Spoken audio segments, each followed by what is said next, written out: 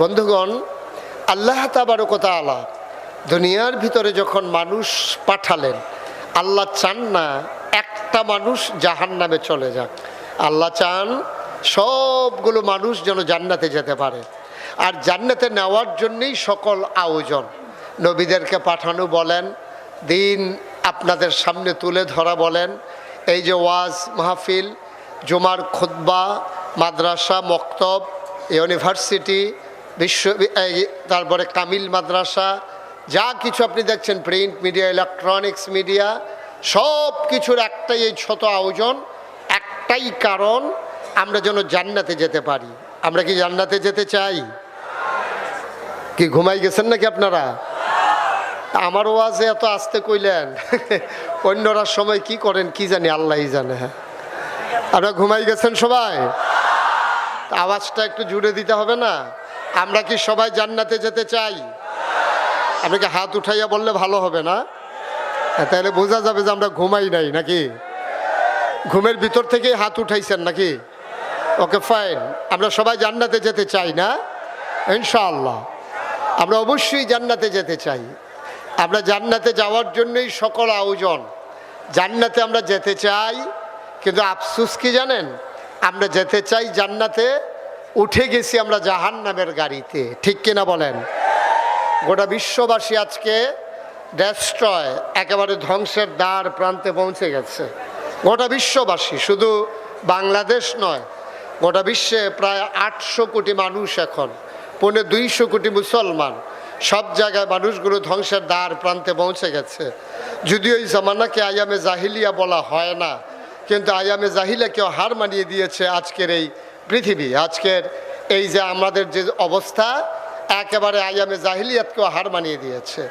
আজকে তৎকালীন জমানায় মানুষগুলো মানুষের উপর অত্যাচার করত, নির্যাতন করত, মানুষের উপরে নিপীড়ন করত।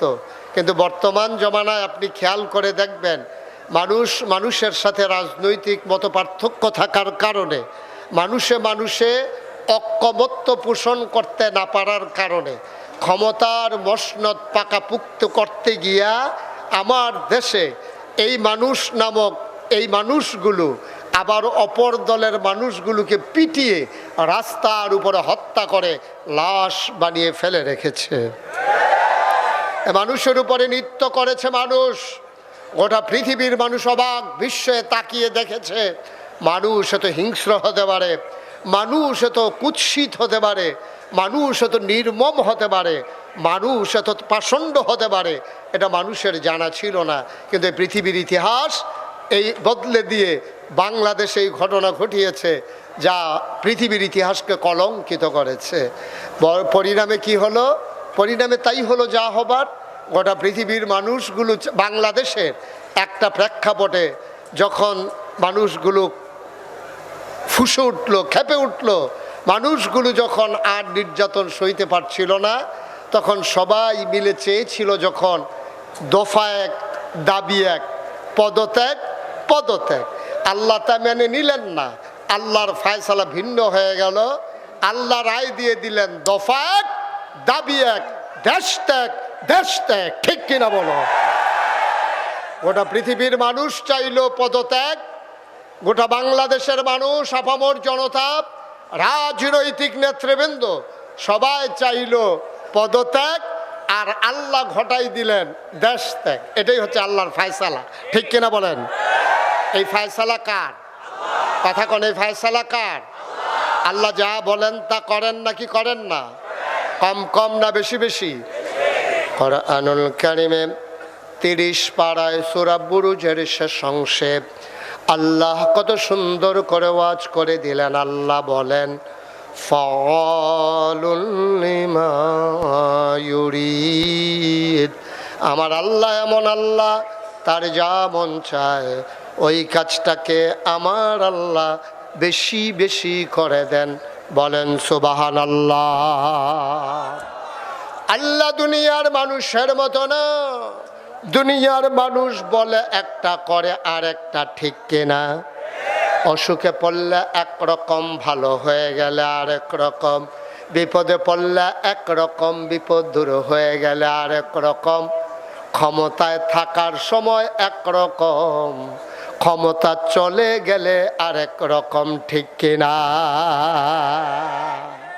সারাটা বছর টেলিভিশনটা খুললেই, পত্রিকার পৃষ্ঠা উল্টালেই সারাটা বছর একটাই খবর, খেলা হবে, খেলা হবে, ঠিক কিনা? তারা শৈলান্তা যে কথা কন লাগে না, এটা কথা কইলেই হয়। তুমি যে কইতেছো খেলা হবে, খেলা, হ্যাঁ তার হইলে ওপেন হার্ট সার্জারি হয়ে রয়েছে, তাহলে খেলা করার লাগে দুইজনে দৌড়া। হেতে যদি কয় খেলা হবে, তো ফলাফাইনে কয় তো নামেন। এখন ফলাফাইন নামছে, হেতে ভাগ্যা গেছে।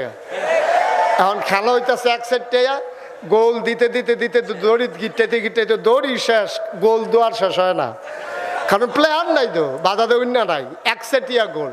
নাউজুবিল্লাহ বলবেন না? জোরে বলবেন না নাউজুবিল্লাহ?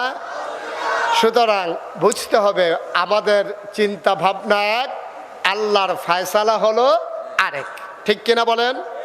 এই মানুষগুলো যখন আল্লাহ বানিয়েছিলেন, ফেরেশতাদেরকে যখন বলেছিলেন ইন্নী জাইলুন ফিল আরদে খলিফা, আমি একটা কওম, আমি একটা সম্প্রদায়, আমি একদল মানুষ বানাতে চাই।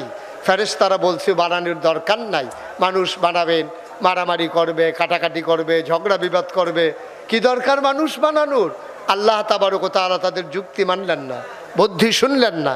তিনি ঘোষণা দিয়ে দিলেন ইন্নী আ'লামু মা লা তা'লামুন, আমি যা জানি তোমরা তা জানো না। বলেন সুবহানাল্লাহ। মানুষ বানানো হয়ে গেল। একটা মানুষ জাহান্নামে যাক, আমি শুরুতেই বলছিলাম আল্লাহ চান না। সব জান্নাতে গেলেই আল্লাহ লাভ, কারণ আল্লাহ বড় আদর করে মানুষ বানিয়েছেন। আফসোস কি জানেন? আল্লাহ চান আমরা জান্নাতে চলে যাই, কিন্তু আমরা জাহান্নামের দিকে এমন দৌড় দিছি, এটা থেকে উঠে আসা বড় মুশকিল, ফিরে আসা বড় মুশকিল। এখন হার্ট ব্রেক কইরাও আমাদের ফিরে আসার আর সুযোগ নাই। কারণটা কি? আজকে সেই কারণগুলো চিহ্নিত করব। কেন মানুষগুলো আজকে জাহান্নামের দিকে দৌড় দিয়ে আছে, কেন ওরা ফিরতে পারছে না, এগুলো ইনশাআল্লাহ পর্যায়ক্রমে আলোচনা। ওয়ামা তাওফিকি ইল্লা বিল্লাহ। বন্ধুগণ, আল্লাহ তাবারক ওয়া তাআলা জান্নাতে দেওয়ার জন্য মানুষদেরকে অনেকগুলো চেষ্টা করেছেন, অনেক চেষ্টা, অনেকভাবে আল্লাহ চেষ্টা করেছেন, কিন্তু মানুষগুলো পারল না। কেন মানুষগুলো পারল না? অনেক কারণে। এক নম্বরে হচ্ছে সে ব্যক্তি জীবনটাকে গুছিয়ে নিতে পারেনি। মানুষ সাহাবায়ে কেরাম যেমন করে তার নিজেদের জীবনকে বিসর্জন দিয়ে তারা দিনকে তাদের জীবনের সবচেয়ে বড় একেবারে মঞ্জিলে মাকসুদ হিসাবে বেছে নিয়েছেন, আমরা কিন্তু তা পারি নাই। আমরা কি করি? আমরা করি কি, আমরা এই ইসলামকে মানি এমনভাবে যে আমরা ইসলাম মানতে চাই অবসর মতো, সুবিধা মতো, প্রয়োজন মতো।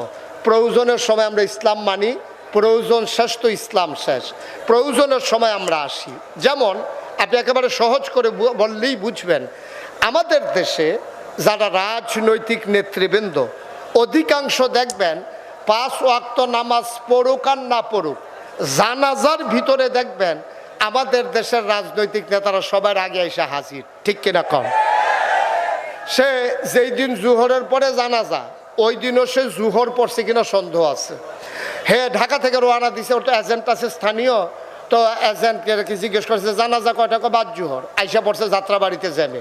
এখন জ্যাম ঠেইলা তারপরে আপনার কি বলে দাউদকান্দি ব্রিজ, টুল প্লাজায় আবার জ্যাম, এভাবে ধাক্কাইতে ধাক্কাইতে সে একেবারে যখন চলে আসছে কোম্পানিগঞ্জ, তখন নেতারা সব অস্থির হয়ে গেছে, আপনি এখনো আসতেছেন না, জানাজার টাইম শেষ, লোকজন অপেক্ষা করতে আছে, সবাইরে কথা বলাই ফেলছি, আপনি তাড়াতাড়ি আসেন।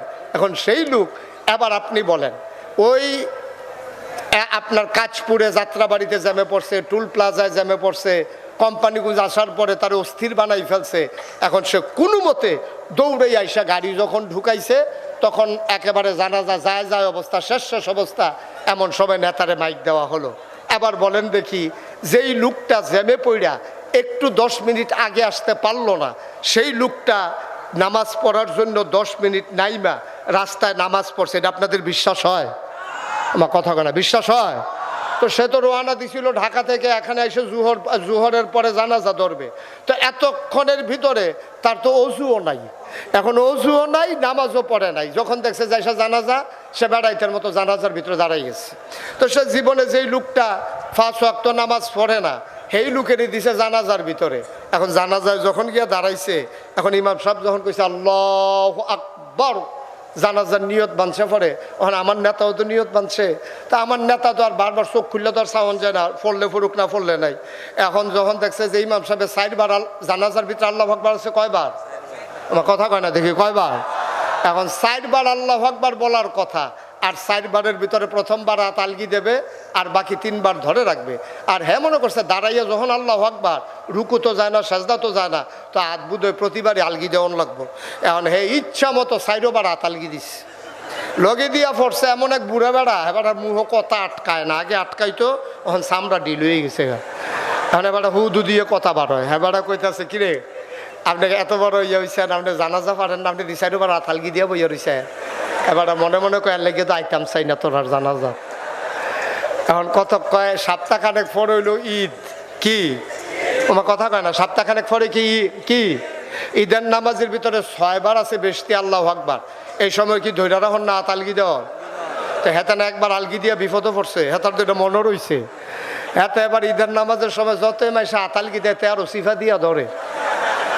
ঈদের নামাজ যখন শেষ হয়েছে, এবার ওই লগের বেড়া হেবাড়ায় আবার কপাল গাড়াবার কি হেবাড়া কয় কি তো তুমি কি জীবনে ঈদের নামাজ পড়ছো না, তুমি এমনি সিফা দিয়া দৈরা বইয়া রয়েছি কি তা কয় কথাটাই কইয়ান না, জানাজা তাইয়া একবার আতালকি দিয়া যেই বিপদে পড়ছিলা।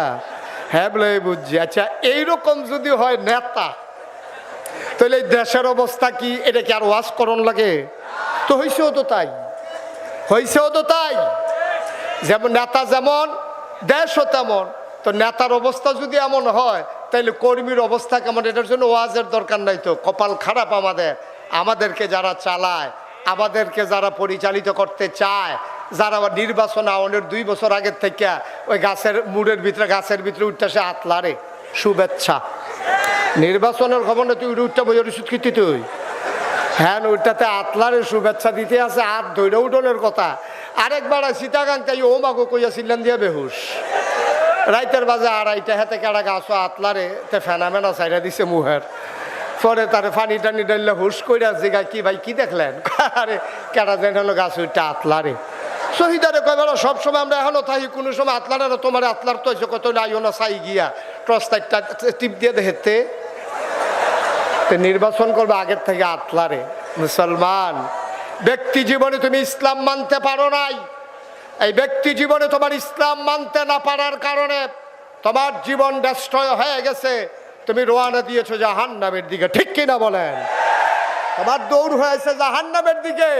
এখান থেকে ফিরে আসা এই বয়সে আর কঠিন। আমি কইছিলাম সূরা ফাতিহাটা ঠিক কইরা লন না, কই ঠিক তো করতাম চাই।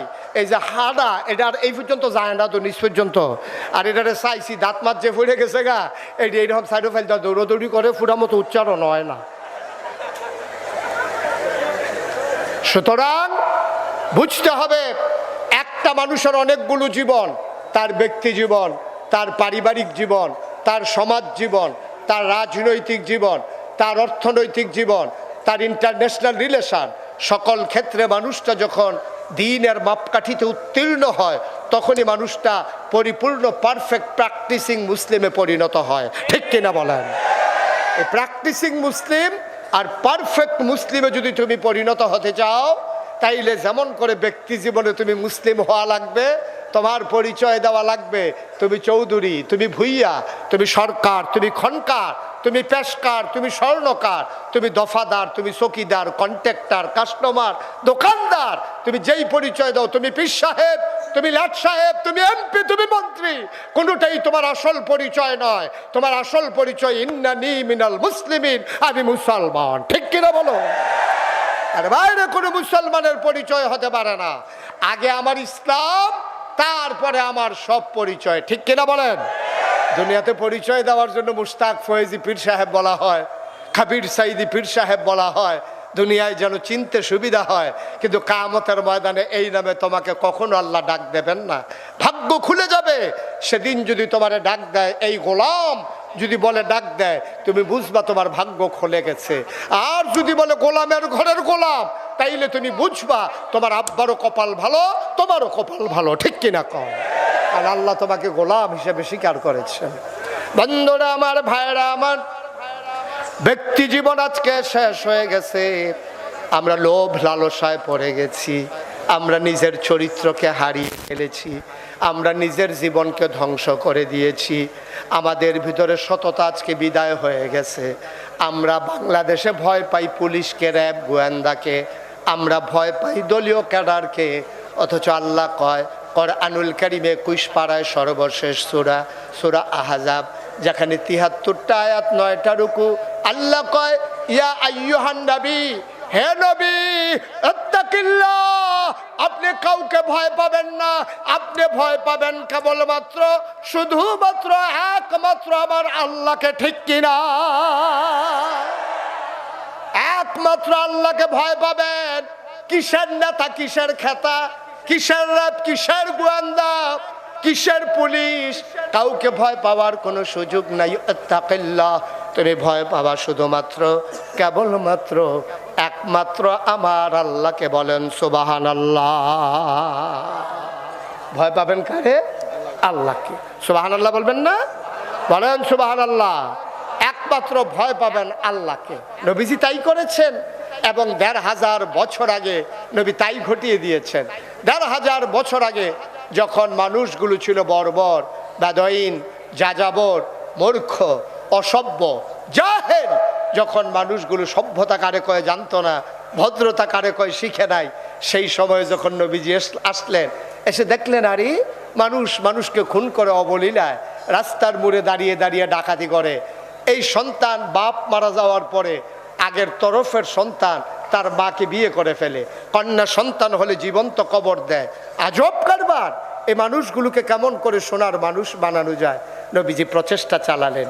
তিনি চোখের পানি ছেড়ে দিয়ে কাঁদলেন, আল্লাহর কাছে সাহায্য চাইলেন। আল্লাহর কাছে সাহায্য চাইলে আল্লাহ দেয় নাকি দেয় না?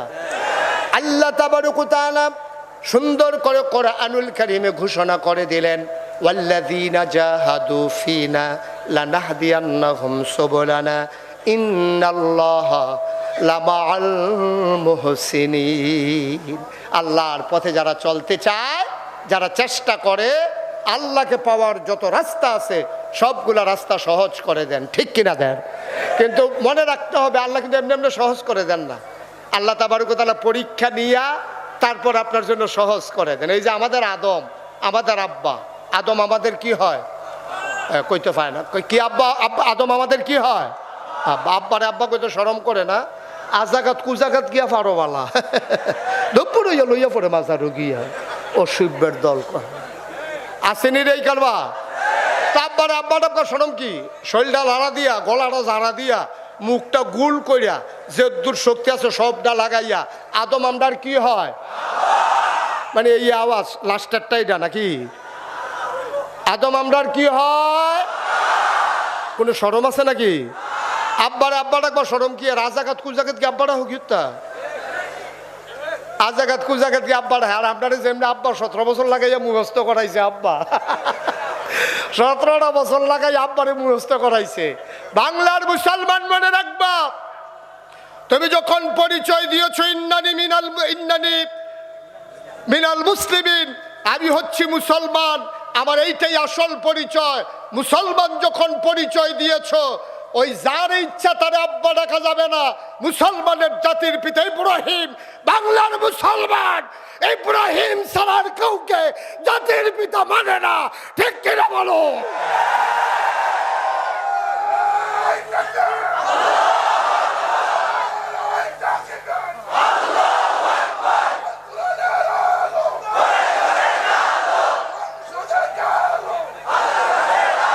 সবাই পড়ে না আমিন। আমাদের জাতির পিতাকে আর আমাদের আদি পিতা আদম। সুবহানাল্লাহ বলবেন না? আব্বাও কি পরীক্ষা ছাড়া ফার্স্ট হয়েছে নাকি? আব্বারও তো পরীক্ষা নিছে আল্লাহ। কোরআন শরীফে তো বিস্তারিত বর্ণনা, ওই সময়ের ভিতরে সব কিছু নিয়ে আলোচনা করা যাবে না। আল্লাহ তাবারক ওয়া তাআলা কিছু জিনিসপত্র রাইখা আব্বার পরীক্ষা নিয়েই তো আব্বারে ফার্স্ট বানাইছে। কিছু কিছু জিনিসপত্র সামনে রাখছিল। তো এখানে তো আর ওই সব জিনিসপত্র নাই। আল্লাহ কি রাখছিল আমরা জানিও না। এখানে যা আছে এটা দিয়েই আব্বা যখন বানানো হয়ে গেল, এখন জাত হয়ে গেছে 3টা, শয়তান মানে জিন, ফেরেশতা আর হইল আদম। সুবহানাল্লাহ বলবেন না? তাহলে কয় জাত হইছে? তখন একটা ক্লাসও যদি 3 জন ছাত্র থাকে তো 3 জনরে কি এক দেওয়ান যাব? তো এক দেওয়ান লাগবো কারে? একজন রে। এক দেওয়ান যাইব কয়জন রে? তাহলে যে কোনো একজনরে এক দেওয়ান যায়, স্যারে জানে কোন ছাত্ররা ভালো। কিন্তু স্যারে যদি পরীক্ষা ছাড়া ইচ্ছা করে একজনটা এক দেয়, তাহলে যেতে 2 হয়েছে তার বাহে, হ্যাঁ তার বাহে তো মোটামুটি 100 হয়ে যাবো গা। হ্যাঁ আমার ফুতে তো মাফলেও তার তো 5 কেজি বেশি। হ্যাঁ তার আমার ফুতের 2 হয়েছে গা, হ্যাঁ 1 কেজি নিশ্চয়ই আপনি দেশি মুরগার ডিম খাইয়া তার এক দিচ্ছেন, আর নইলে তার এক হয় কেমনে? আমার ফুতে হস মনে করছে। তাইলে পরীক্ষা ছাড়া কিচ্ছু হয় না। আমরা তো পরীক্ষারে ডরাই, দেখছেন না 17 বছর কেমনে পরীক্ষারে ডরাইছে। পরীক্ষার কাছে যাইতে রাজি না, আগের যাইতে কারবার শেষ, ঠিক কিনা কও? তখন আমি আবার নিজে না দেখলে কিছু স্বীকার করি না। অনেকে অনেক কথা কয় দাও আমার কাছে, আমি আবার স্বীকার করি। আমি নিজে যেটা দেখি এটাই স্বীকার করি। আমার মনে আছে আগের রাইতে কেমনে কারবার শেষ। আমার মাহফিল ছিল দূরে, রাতের বেলা ঘুমিয়ে আসি, সকালবেলা উঠে যখন